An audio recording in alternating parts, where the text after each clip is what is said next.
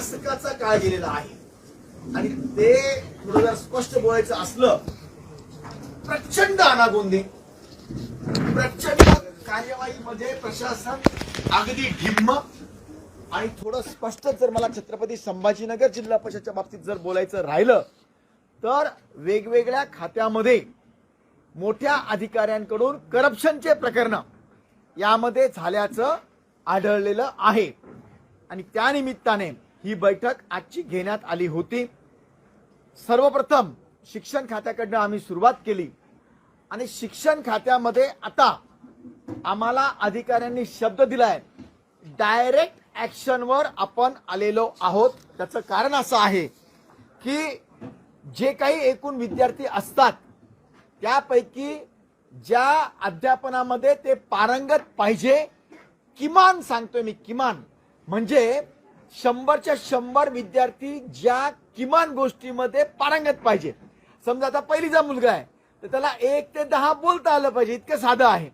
दुसरीचा मुलगा आहे त्याला किमान इतके पाडे यायला पाहिजे किंवा त्याला अ ब कड काय असेल ते ज्या काही आपण ठरवून दिलेल्या बाबी आहेत त्या मिनिमम त्यांना यायलाच पाहिजे. ही वस्तुस्थिती इथे नाही आणि म्हणून आज आंबेलोळ, आसेगाव, सगळीच माझ्या गावामध्ये परिस्थिती अशी आहे की 25 ते 30% विद्यार्थी सुद्धा त्याच्यामध्ये पारंगत नाही. विषय मी जो इतक्या वर्षापासून सांगत होतो की शिक्षक मुख्यालयी राहायला पाहिजे, त्याचं कारण तेच होतं की जर समजा आता एक उदाहरण सांगतो मी, आंबेलोळ एकूण विद्यार्थी 129 आहे, सरासरी वाचन स्तरामध्ये 8, लेखन सरासरीमध्ये 9, संख्या ज्ञानामध्ये 9, संख्यावरील क्रियामध्ये 10, असे फक्त 36 मुलं त्याच्यामध्ये व्यवस्थितरित्या पारंगत आढळले. जे ज्या विषयात पारंगत नाहीत त्यांचे एक्स्ट्रा क्लासेस शिक्षकांनी घेऊन 2 बाबी, एकतर चालत्याच शिक्षणामध्ये इतका बोऱ्या वाजला नाही पाहिजे, तो आज पुराव्यानिशी सिद्ध झालेला आहे. सर्व रेकॉर्ड महिन्यावाईज मी घेतलेले आहे आणि दशा अशी आहे की शिक्षण विभागाचे प्रचंड म्हणजे अतोनात दुर्लक्षामुळे आमचे विद्यार्थी आणि आमच्या पिढ्या अक्षरशः बर्बाद झालेल्या आहेत. म्हणून आज सीओ मॅडमनी हे मान्य केलंय की ज्यांच्याकडून वेळोवेळी अध्ययन स्तरामध्ये डेव्हलपमेंट झालेली नाही त्यांना हुडकून काढून, म्हणजे शिक्षक, केंद्र प्रमुख, विस्तार अधिकारी, बीओ आणि पर्यायाने एज्युकेशन ऑफिसर सुद्धा, माझा सर्व रोष मॅक्सिमम जवळपास 4थं वर्ष इथं एज्युकेशन ऑफिसर मॅडमला इथे असताना त्यांच्या कार्यकाळामध्ये शिक्षणाचा स्तर प्रचंड खालावलेला आहे आणि त्यांना वेळोवेळी सांगून सुद्धा काहीही झालेलं नाही. म्हणून मी आज पुराव्यानिशी हे सांगितलंय की त्यांच्यावर आणि संबंधित खात्यातील जे अधिकारी असतील, मग ते बीईओ असतील, विस्तार अधिकारी असतील किंवा केंद्र प्रमुख असतील आणि नॅचरली शिक्षक असतील, बऱ्याच जणांवर FIR सुद्धा टाकावी लागणार आहे. त्यामध्ये त्यांनी खोटे डॉक्युमेंट्स लावून बरेच गैरव्यवहार सुद्धा केलेले आहेत. करिता ह्या बाब मी निदर्शनास आणून दिल्या आणि त्या पद्धतीने कार्यवाही आता करण्याचं माननीय सीओ मॅडमनी मान्य केलेलं आहे. मग नंतर असेच आम्ही ग्रामपंचायतच्या बाबतीमध्ये विषय घेतले, ग्रामसेवकांच्या बाबतीमध्ये विषय घेतले. ग्रामसेवक ज्याला आपण आता ग्रामपंचायत अधिकारी म्हणून नेमतो, म्हणजे संबोधतो ते, आणि व्हिडिओ हे सुद्धा त्यांचे 1 ते 33 रजिस्टर बरोबर ठेवत नाही, काम करत नाही. ग्रामसेवकाचं इतकंच काम नाही की गावात कार्यालयात गेलं नमुना नंबर 8 दे किंवा फक्त काय म्हणतात 14 वित्त आयोगाचा पैसा खर्च कर, इतकं नसतं. गावातली पाणी व्यवस्था किंवा कचरा व्यवस्थापन हे सगळं त्यांनी करावं. दिवसभर गावात राहून आणि मुख्यालयी मुक्कामी राहून त्यांना सुद्धा कंपल्शन करण्यात आलेलं आहे. जे तसे आढळणार नाही त्यांच्यावर सुद्धा कार्यवाही करण्याची ही त्यांनी आपल्याला शब्द दिलाय. मग त्याचबरोबरीने कृषी सहाय्यक असतील, त्याचबरोबरीने आरोग्य अधिकारी असतील, या सर्वांच्या बाबतीमध्ये आज बैठक होऊन या स्तरावर गेलेलो आहे. मी या मुख्यालयी राहण्याचा शेवट असा करतो की आम्ही एक ऍप डेव्हलप केलेला आहे त्या ॲपवर आमचे जवळपास माझ्या मतदारसंघातले 1500 अधिकारी यांच्या मोबाईलवर तो ॲप आम्ही डाउनलोड करतोय। आता त्यांनी मुख्यालय सोडलं की माझ्या कार्यालयामध्ये डॅशबोर्डला ताबडतोब कळेल। मॅडम दुसऱ्या दिवशी इथे त्यांच्या म्हणजे आम्ही व्यवस्था करतोय, जिल्हा परिषदलाही कळेल, दुसऱ्या दिवशी त्यांना नोटीस जाईल। जर त्यांनी 3दा सांगून सुद्धा जर गैरहजर राहिला म्हणजे त्या गावात मुक्कामी राहिला नाही, कारण दिल्यानंतर योग्य कारण नसेल तर त्यांनी परवानगी घेतली आणि ती परवानगी मान्य केली वरिष्ठांनी, ते सोडून जर सातत्याने 3 ते 4 वेळेला तो मुख्यालयी राहिला नाही तर त्यांच्यावर सस्पेन्शनची कारवाई, सस्पेन्शनच्या कारवाईनंतर पुन्हा 4-5 वेळेला त्यांनी ऐकलं नाही तर त्याला टर्मिनेशन करावं लागेल, त्या अधिकाऱ्यांना घरी जावं लागेल। इथपर्यंतचा डॅशबोर्ड आम्ही तयार केलाय, त्याच्यामध्ये सगळ्या व्यवस्था आहेत। कोण कुठे आम्हाला त्यांच्या प्रायव्हसीशी काही घेणं देणं नाही। आम्ही IT ऍक्ट प्रमाणे तो ऍप डेव्हलप करून या जिल्हा परिषद करता मी माझ्या मतदारसंघामध्ये त्याच्यामध्ये तलाठी, बँक अधिकारी सगळेच घेणार आहे। पण आज जिल्हा परिषदमध्ये आम्ही दोन्ही पंचायत समितीचे ठराव घेऊन तो ऍप लागू करतोय। पुढच्या 15 दिवसाच्या आत फुल फ्लेज मध्ये तो ऍप आमच्याकडे सुरुवात होईल अशी आम्ही सर्व प्रयत्न करतोय। दुसरा विषय होता, मागे काकड नावाचे अधिकारी होते, एक्झिक्युटिव्ह इंजिनियर, त्यांनी 4.5 कोटी रुपये किमान काम न करता काढून घेतले होते, त्यांना सस्पेंड करण्यात आलेलं आता आहे। परंतु आज त्याच्यावर सगळी चर्चा झाली आणि ठरलं की त्यांच्यावर आता FIR टाकून अँटी करप्शनला देऊन त्यांची सर्व चौकशी होईल। त्यांच्यावरच नाही तर जे दोषी डेप्युटी इंजिनियर आणि जेई होते किंवा कॅफो सुद्धा, माझा मेन कॅफो जेव्हा चीफ अकाउंटंट असतात त्यांनी सगळ्या गोष्टी बघून बिल अदा केले पाहिजे, त्याच्यात त्यांनी कसूर केलेला आहे म्हणून त्यांच्यावरही कारवाई करण्याचं मी आदेशित केलंय। पण कॅफोच्या बाबतीमध्ये सविस्तर चौकशी झाल्यावर ते झाल्याशिवाय होणार नाही, पण एक्झिक्युटिव्ह इंजिनियर आणि त्यांच्यावर ह्या FIRच्या कार्यवाह्या नक्कीच आता प्रस्तावित करण्यात आलेला आहे। तिसरा विषय होता जलजीवन मिशनचा। माझ्या मतदारसंघामध्ये मी जे सातत्याने 63 वेळेला पत्रव्यवहार केलेले आहेत, परंतु कामं निकृष्ट दर्जाची झालेली आहेत, बरेच पैशांची वसुली सुद्धा सुरू झालेली आहे। पण माझं म्हणणं असं होतं, वेळीच सांगितल्यानंतर सुद्धा त्याचे बिल का अदा केली, म्हणून वाघमारे नावाचे एक्झिक्युटिव्ह इंजिनियर त्यांच्यावर सुद्धा FIR आणि खालच्या अधिकाऱ्यांवर FIR टाकण्याचं आज मी आदेशित केलंय।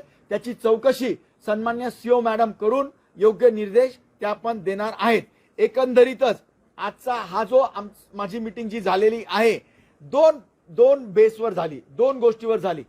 मी मागच्या मीटिंगा ज्या घेतल्या तरी त्याच्यावर ज्या गोष्टींच्या कार्यवाह्या झाल्या नाही त्या कार्यवाह्या आता होणार आहे आणि इथून पुढे सुधारणा ज्या करायच्या आहेत त्या सुधारणा पण त्या करतील असं अपेक्षित आपण केलंय। आणि तिसरा विषय आणि शेवटचा, तो ऍप जो आपण डेव्हलप केलेला आहे तो ऍप मी माझ्या मतदारसंघाच्या हद्दीपर्यंत लावण्याचं 15 दिवसामध्ये ठरवलेलं आहे।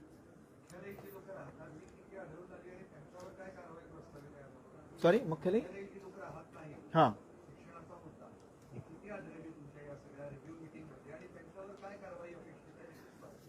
शिक्षणाच्या बाबतीमध्ये जवळपास 348 शिक्षक, त्याच्यातनं 330 शिक्षक जवळपास खुलताबादचे राहत नाही, त्यांना शो कॉजेस देऊन त्यांना सस्पेन्शनची म्हणजे त्यांच्यावर शिस्तभंगाची कारवाई करण्याचं मान्य झालेलं आहे। त्यांना एकदा संधी म्हणजे त्यांचं जे काही शिस्तभंगाच्या कारवाईमध्ये बसतं 3 वर्षाचा त्यांचा इन्क्रिमेंट बंद करण्यात आलेला आहे। आता HRA तर बंद झालेलाच आहे आणि आता गंगापूरमध्ये आज BOनी नवीन माहिती दिली की 1158 शिक्षक, मला वाटतं 1098 शिक्षक हे सर्वच्या सर्व गावी राहायला गेलेले आहेत। तुम्हाला 15 तारखेपासून जून पासून ते संपूर्ण गावात दिसतील असं त्यांचं म्हणणं आहे। मला त्याच्यावर विश्वास नाही, परंतु मी प्रत्येक गावात एक मुलगा अपॉइंट केलाय, त्यांना आपण आय कार्ड देऊ लागलो आणि जेव्हा मी ते ऍप सांगतोय त्या शिक्षकांचं डाउनलोड होईल, जे नाही राहणार त्यांच्यावर आणि BOला खोटी माहिती दिल्याबद्दल त्यांच्यावरही कारवाई करण्यात येईल। 7,500 शिक्षक येतात जिल्हाभरात, 7,500 जिल्हा परिषदेचे शिक्षक येतात। मी जे हे घेतली आजची बैठक ती माझ्या मतदारसंघाच्या हद्दीपर्यंत घेतलेली आहे। मी माझ्या मतदारसंघातले शिक्षक, ग्रामसेवक, कृषी सहाय्यक आता तलाठी महोदयांचं मी कलेक्टर महोदयांकडे बैठक घेणार आहे, परंतु जिल्हा परिषदच्या अखत्यारीत येणारे सर्व कर्मचारी अधिकारी माझ्या मतदारसंघाच्या हद्दीपर्यंत मी तो ऍप डेव्हलप करून त्यांना घेणार आहे. काकड्यांचं प्रकरण 2024 मध्ये उघडलं. 4.5 कोटी रुपये तुम्हाला त्या अपहार झाला होता. तेव्हापासून आतापर्यंत कारवाई अपेक्षितच आहे आणि ते 4.5 कोटी जे उचलले ते कुठे गेले? एकदम बरोबर, तोच विषय आम्ही मीटिंगमध्ये घेतला. मी सांगितलं ते 4.5 कोटी आजपर्यंत खजिन्यामध्ये जमा व्हायला पाहिजे होतं. ज्यांच्यामुळे ते झाले नाही त्यांच्यावरही कार्यवाही प्रस्तावित झाली पाहिजे. कारण बघा, दोन गोष्टी वेगळ्या आहेत. MCSR प्रमाणे किंवा बाकीच्या नियमाप्रमाणे डी होणं म्हणजे त्याच्या नोकरीचा विषय आहे, पण इकडे FIR होऊन त्याच्यावर कार्यवाही होऊन तो पैसा वसूल व्हायला पाहिजे, त्यांच्या प्रॉपर्टी जप्त झाल्या पाहिजे. तोच मी विषय आज सांगितला आणि त्यांच्यावरही FIR टाकण्याचं त्यांनी कबूल केलंय. 4.5 कोटी रुपये खाऊन कोणी वर्ष दीड वर्ष अगदी निवांत राहत आहे, काहीही होत नाही, हे दुर्दैवी म्हणावं लागेल. अगदी दुर्दैवी आहे आणि त्यांनी ती कारवाई केली पाहिजे होती. आज कॅफो स्वतः नव्हते, डेप्युटी कॅफे होते आणि म्हणून मी त्यांना आदेशित केलेलं आहे की ते पैसे ताबडतोब वसूल त्यांनी सांगितलं त्यांच्या प्रॉपर्टी जरी असतील त्या जप्तीच्या पण आम्ही परवानग्या घेऊया. आणि कारण आता काही सिद्ध करायचं राहिलं नाही. तिथं आम्ही प्रत्यक्षात गेलो, रस्त्यावर कामं नव्हती झाली, त्या एक्झिक्युटिव्हनी मागच्याच वेळेला मान्य पण केलं की हो आम्ही ते पैसे उचलले, हे सगळं झालेलं आहे. म्हणून ते पैसे आपल्या तिजोरीमध्ये जमा झाले पाहिजे. शाळांच्या निकालांच्या बाबत बोलणं झालं, काय आहे स्थिती शाळांच्या निकालाची? 0% निकाल. जवळपास आपल्या जिल्ह्यामध्ये 623 शाळा किमान त्याच्या या 0% निकाल हा आलेला आहे. बऱ्याच स्कॉलरशिपमध्ये त्या म्हणजे त्यांनी ऍडमिशन घेतल्या, बरेच फेल झाले. एकंदरीतच काय आहे, नुसतं स्कॉलरशिप नाही, जो स्तर आहे अध्ययनाचा म्हणजे अध्यापनाचा तो खालावलेला आहे. दर्जेदार शिक्षण मिळत नाही. आता आपण काय करू शकतो तर TET परीक्षा झाली.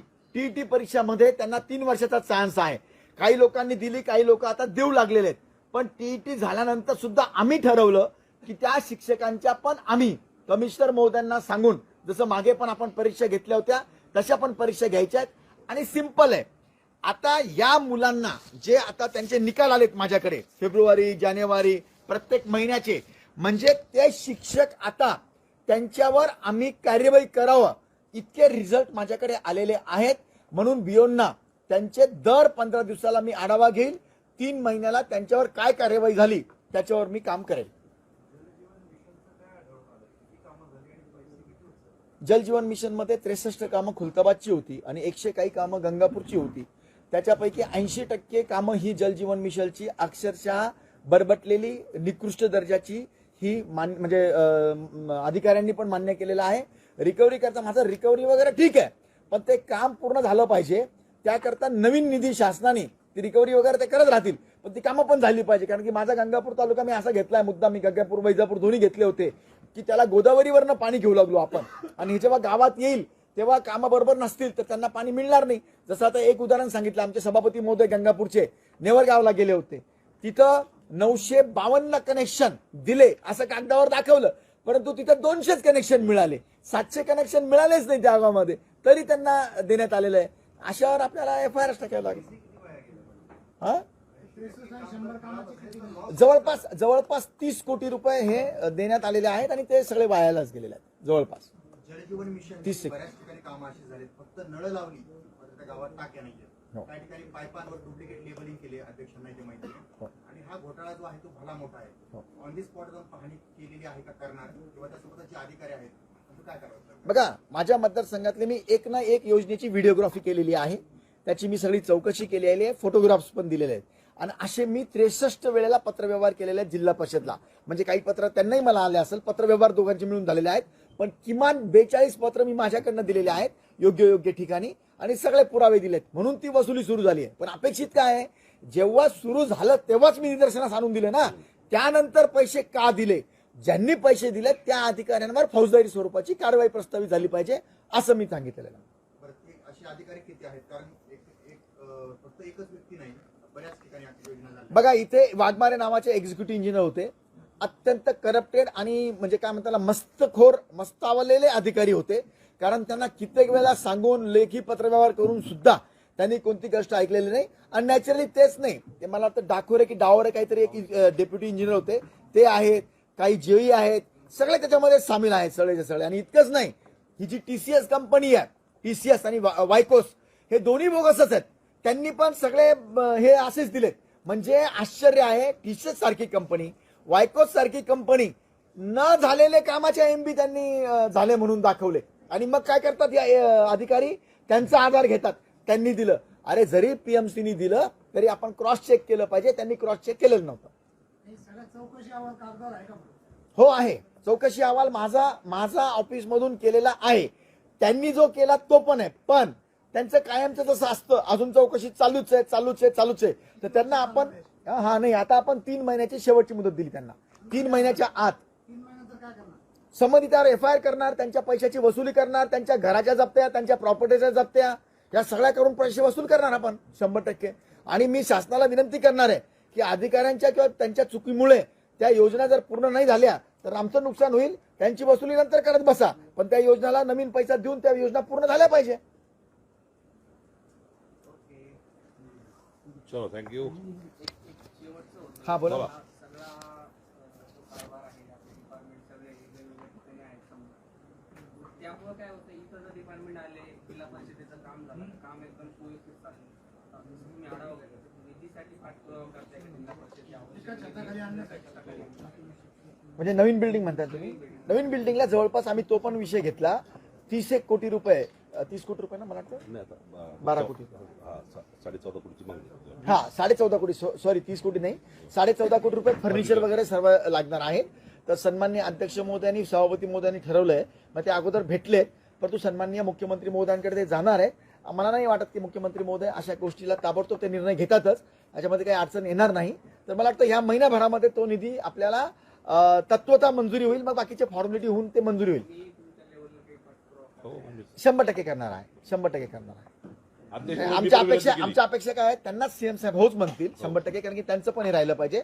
त्यांना पण ते देतीलच देतील, नाही झालं तर आम्ही आहोतच ना, परंतु सीएम साहेब त्यांना स्वतःलाच देतील, काही टेन्शन नाही. सर हिंदी हेडक्वार्टर्स पे कितने टीचर्स रहते हैं और आपने कितने टीचर्स पर कार्रवाई की और वो हाजिर रहना चाहिए, इसके लिए आप क्या प्रिएम्पशन ले रहे हैं? देखिए करीबन मेरे कॉन्स्टिट्यूंसी में 1098 प्लस 400 अप्रोक्सीमेटली, ऐसे करीबन 1600 टीचर्स मेरे पास, 1500-1600 टीचर है. उसमें से करीबन 1200 लोग तो बिल्कुल गांव में रहते नहीं, मतलब उनके हेडक्वार्टर्स में रहते नहीं है. उनके एचआरए बंद हो चुके हैं, लेकिन एचआरए सिर्फ बंद हो गए, मतलब उनको कोई अप डाउन करने की परमिशन नहीं मिली हुई है. इसलिए उनके ऊपर में सस्पेंशन की और अगली टर्मिनेशन की कार्रवाई करने के लिए आज मीटिंग में तय हुआ है, वो हिसाब से होने वाला है. और सबसे मेन क्या है, आज हमारा राज्य शासन और केंद्र शासन इस बात पर है कि बगैर काम का डीजल पेट्रोल जो वेस्ट हो रहा है वो नहीं होना चाहिए. और आज अगर हम देखें, जिला परिषद के करीबन, जिला परिषद और सभी महसूल में से 20,000 अधिकारी कर्मचारी बगैर काम का उस गांव में हम रहते ऐसा बताते, लेकिन शहर से वो डीजल पेट्रोल खर्चा करके जाते जो सब्सिडी पे हम ले रहे, और फिर शाम में वो शहर में आते. तो ये उन्होंने उसी गांव में हेडक्वार्टर्स में मतलब रेसिडेंशियल रहना चाहिए. इसलिए हमारी कार्रवाई है कि हमने एक ऐप डेवलप किया हुआ है. वो ऐप अब बताएगा कि कौन सा कर्मचारी वो गांव छोड़कर बाहर निकल गया. उसकी प्राइवेट लाइफ से हमें कोई लेना देना नहीं है, लेकिन जो पेरीफेरी जियो टैगिंग हम करने वाले हैं, वो ज्योग्राफिकल एरिया में अगर वो नहीं रहा तो यहां से उसकी ऊपर कार्रवाई होगी. हमारे पास में प्रूफ रहेगा. बावजूद उसके हमने हर गांव में एक बच्चा, उनको हम आई कार्ड दे रहे हैं हमारी तरफ से, वो भी इन सारे अधिकारियों पे, मतलब सिर्फ शिक्षक पे, ग्राम सेवक पे नहीं, तलाटी है, कृषि सहायक है, एमएससीबी का इंजीनियर है, पीडब्ल्यूडी का इंजीनियर है, जहां जहां वो होना अपेक्षित है वहां पर वो रहेंगे. ऐसी व्यवस्था हम कर रहे हैं. डिस्ट्रिक्ट के स्कूल के रिजल्ट बिल्कुल मतलब दूसरे भाषा में बकवास आए हुए, बहुत कम आया हुआ है. उसकी वजह वही है जो मैं बार बार बोल रहा हूं कि टीचर्स लोगों ने गांव में रहना, ये क्यों है, जैसा दूसरी में से तीसरी में बच्चा गया तो तीसरी में निपुण भारत बोल के उसका एग्जाम लिया जाता है. मतलब दूसरी में से तीसरी कक्षा में जब वो जाता है तो वो कम से कम 90% अच्छा बच्चा वहां जाता है. तीसरी कक्षा में जाने के बाद पहले महीने में दूसरी की एग्जाम ली जाती है. वो 90% आना ही चाहिए, 1-2% इधर उधर, वो वापिस 20-30% पे आता है. मतलब टीचर लोग झूठा रिपोर्ट दे रहे हैं. इसकी एक्शन वो रिपोर्ट के हिसाब से हम ले रहे हैं. उनको गांव में रहकर, हेडक्वार्टर में रहकर, ये जो बच्चों को नहीं आता उनके एक्स्ट्रा क्लासेस लेकर, रूल है वैसा, वो हिसाब से उनको अगली कक्षा में जाने से पहले अच्छा निपुण करना चाहिए, मतलब उनको स्कॉलर करना चाहिए। वो करने के लिए हम अभी हमारी खुद की भी व्यवस्था उस पर लगा रहे हैं। सर वालू प्रशासक राज्य में लगभग केंद्र और राज्य के सभी योजनाओं में यहाँ पर घपला हुआ है, ऐसा आपने कहा है। 60% जिला परिषद बोगस और करप्टेड हो चुकी है। क्या ये सबकी विकेटें गिरेंगी? आप सबको सस्पेंड करेंगे? 100%। मैं अभी जो प्रशासक काल था उसमें जो भी इवन सीओ भी, मतलब अभी तक के जो मेरे ख्याल से अंकित जी थे, उनके कार्यकाल में कुछ हुआ ऐसा मुझे नजर में नहीं आया, लेकिन उनके पहले के सीओ में मुझे अक्षरशः बिल्डिंग की रिपेयरिंग हो, नए बिल्डिंग्स हो, नए रास्ते हो, इसमें बहुत बड़े घपले। मतलब मैंने वो सीओ मिस्टर मीना, इनको राइटिंग में इनके नाम के साथ लेटर देने के बावजूद भी उन्होंने रुकाया नहीं, उल्टा मुझे तो ऐसा लग रहा है कि मेरे लेटर्स का उन्होंने मिसयूज कर करप्शन कर ये व्यवस्था चलाई है। इसलिए अब मैं प्राइवेटली इंजीनियर और इन कैमरा ये बातों की चौकसी करने वाला हूं, डिस्ट्रिक्ट की भी चौकसी करने वाला हूं, जहां जहां पे भी ऐसे घपले हुए, और उन पे 100% कार्रवाई मैं करूंगा। इतनी बड़ी बैठक आज आपने रखी थी, कुछ अधिकारियों ने हंसी मजाक में टाल दिया बात, पता नहीं है, सब आगे। इन्फॉर्मेशन लेके बोलता हूँ, इधर से दिलगिरी व्यक्त होती है। हर बार मीटिंग में यही हो रहा है सर, कुछ कार्रवाई नहीं हो रही। आज के जैसी मीटिंग सीरियस कभी नहीं हुई, बहुत सीरियस मीटिंग हुई। सब अधिकारियों ने कुछ रहते हैं वैसा, एक दो लोगों ने वैसी हंसी मजाक की होगी, मैं उस बात को नकारता नहीं, लेकिन आज सब अधिकारियों को ख्याल में आया हुआ है। उन्होंने, मैंने जब लेटर दिया इनको 10 दिन पहले, तब से ही पूरी व्यवस्था करके पहले ही उनको बता दिया था। मुझे लगता है आने वाले 3 महीने में अच्छा डेवलपमेंट दिखेगा। अगर नहीं दिखेगा तो मेरा काम है, मैं कार्रवाई उनसे करवा के लूंगा। सर वालूस का एक मामला है सर, वहाँ पर आपके कार्रवाई के लिए, जांच के लिए 4 पत्र शिक्षण अधिकारी मैडम को दिए हुए, नजमा प्राथमिक और गोदावरी मामला, लेकिन कोई कार्रवाई नहीं हो रही। वो बात सही है, नजमा के नाम से जिनको परमिशन नहीं है उनके ऊपर भी वो सर्टिफिकेट या फिर गोदावरी के नाम से टीसी दी गई हुई है। उनके नाम से एक्स्ट्रा शिक्षकों की टीचर्स की परवानगी ली गई है। उसका रिपोर्ट तांदले मैडम बोल के है, उन्होंने बताया कि जो कंप्लेंट थी उसमें तथ्य है, 50% के ऊपर उस पर कार्यवाही प्रस्तावित हो चुकी है और वो कार्यवाही उसमें मतलब इम्प्लीमेंटेशन होगा।